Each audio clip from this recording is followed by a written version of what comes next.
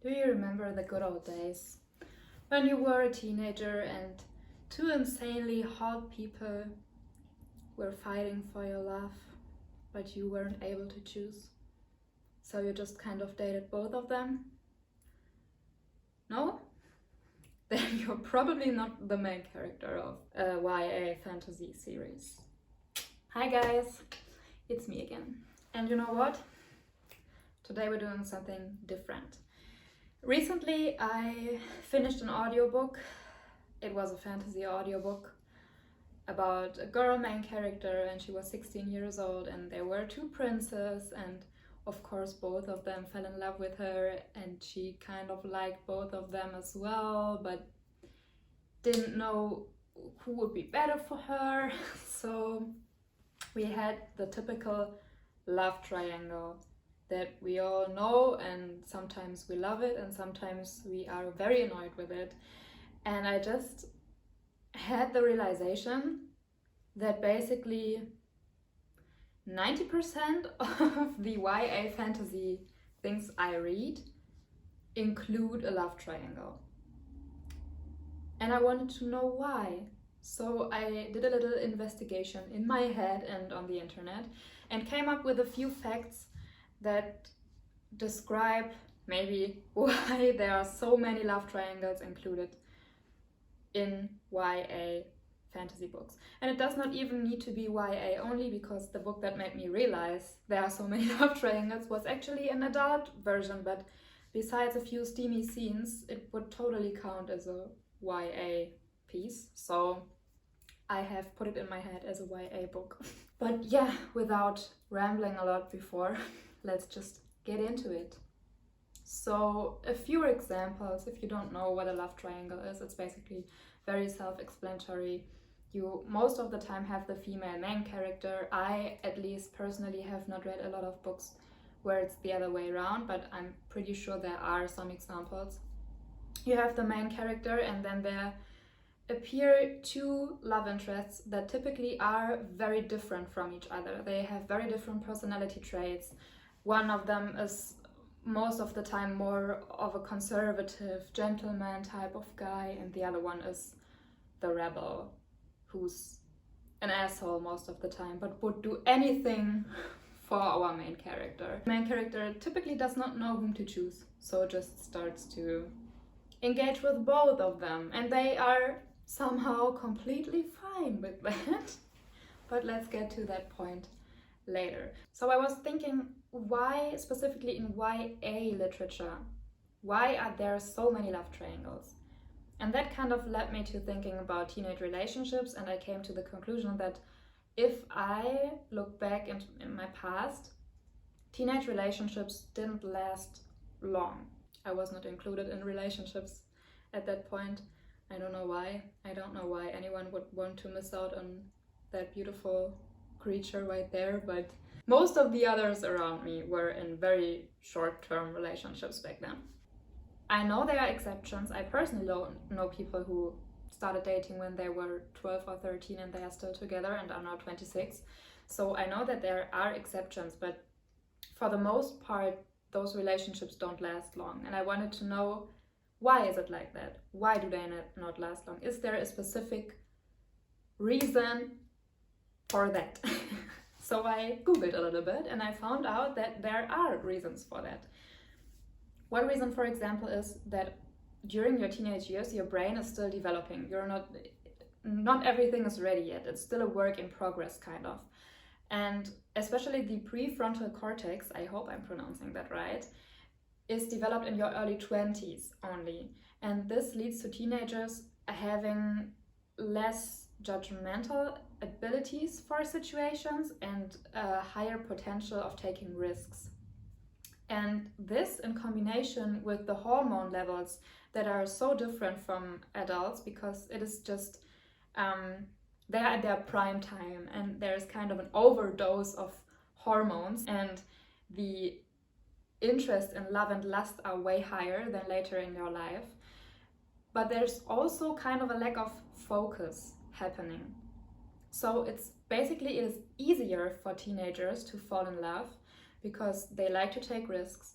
They don't think a lot about if they are compatible with that person, or if they have the same interests, or I don't know, if they have the same ideas of a future. It's just basically sexual attraction, kind of. And that makes it easier for them to fall in love. But also the lack of focus leads to them not staying in love for a long time. So that may be a reason why relationships change so fast while we are young. That may be a reason that love triangles are a good thing to portray this kind of switching between relationships without having to introduce a lot of different characters that are there for a short period of time, you know, rather than having the main character dating this person for 1 month and then this person for 2 weeks and then another person. Rather than having to these jumps, there are two love interests that kind of interchange who's more likable at that point and who the main character is more drawn to at another point. So we have that lack of focus and that taking risks and that grasping short-term happiness situations without having to introduce 100 different people, kind of. I hope that makes sense. Another point is that during your teenage years, you kind of figure out who you are and what you want in your life.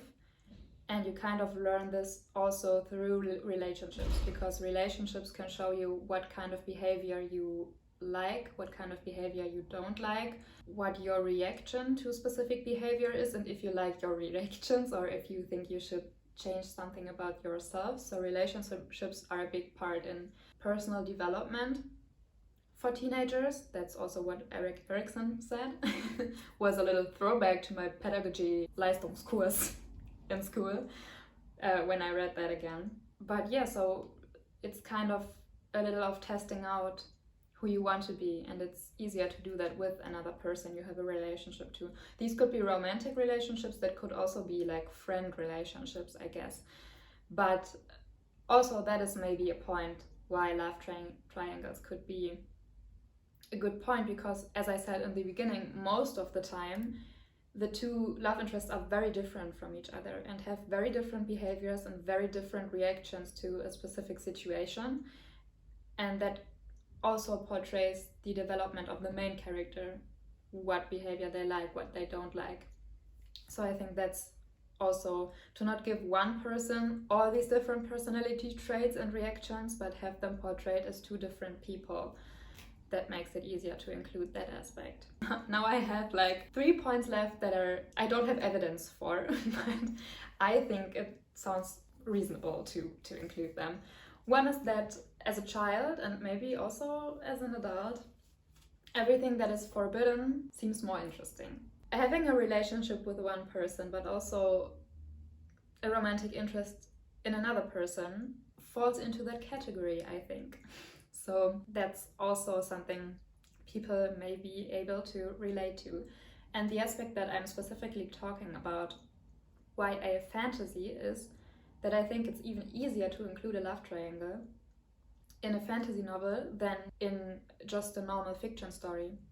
Because in fantasy you can have these two people be kind of part of the world building or the magical system, or something that helps having these two people in the main character's life and also staying in the main character's life.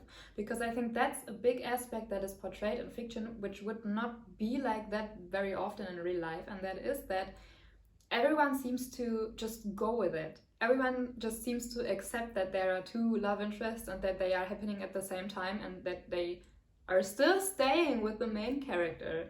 To me, if this would happen in real life and there would be someone I was interested in and we were having a relationship, and then another person would come in and I suddenly would start hanging out with them and having feelings for them, the person I'm currently dating would be like, okay, either you stay with me or goodbye.